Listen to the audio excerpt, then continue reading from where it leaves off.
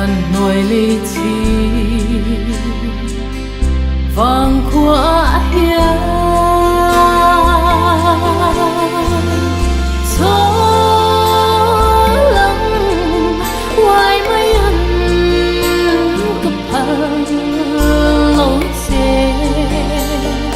vẫn dễ rõ xoay lô ba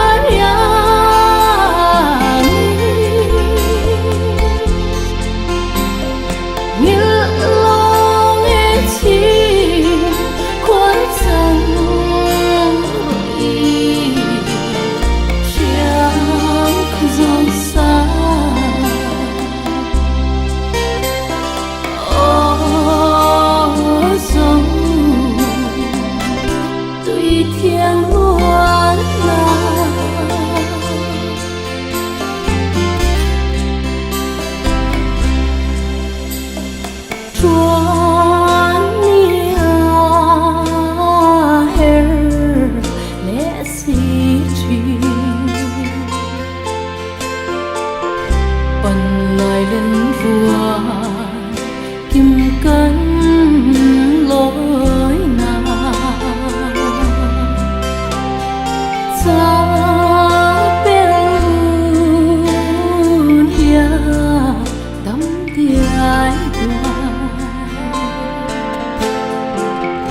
ngài bằng lâu hia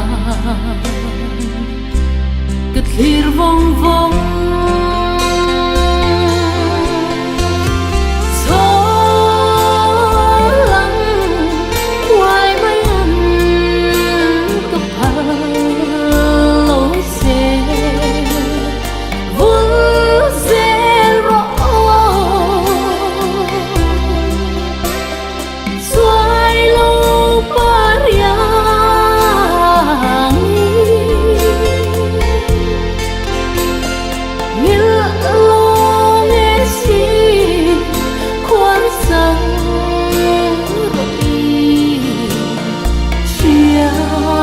dấu xa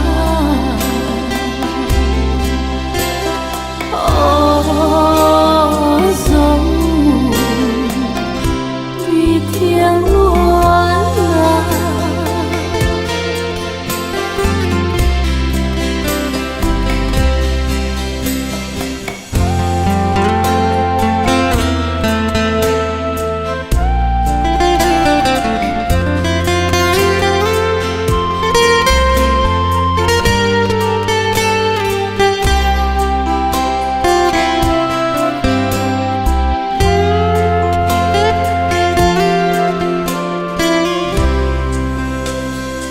thiên khoan hân chẳng mãi là sa bụi nung căng dìu nó vang qua ta hoa lâu thiên khoan rong ocean có dấu bụi kia